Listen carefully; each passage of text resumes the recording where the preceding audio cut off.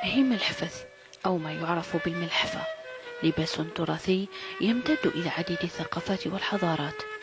كان ولا يزال لباس المرأة الأول بمنطقة الأوراس.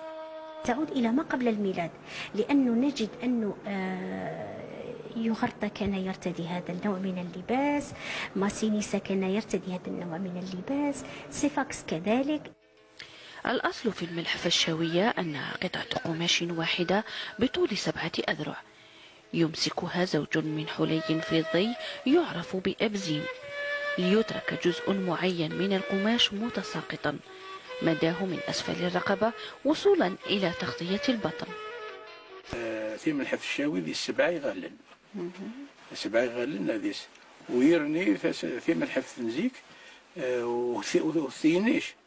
وثينيش ذاين تغروازيون هرزم متى تقرن ذاينيت المداور تقلنا المداور نرتاب زيم. اللون الأسود ملك الألوان، ولأنه يعبر عن السلطة الأناقة والحزن في آن واحد، اختارت المرأة الشاوية أن يكون لون لباسها في الأفراح والمناسبات أسودا.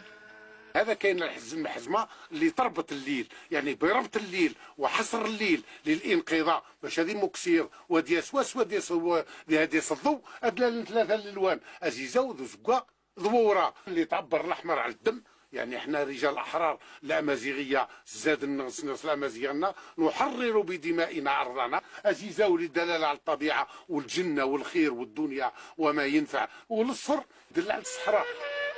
رغم ما أحدث عليها من تغييرات، لا تزال الملحفة القلب النابض للتراث الأمازيغي.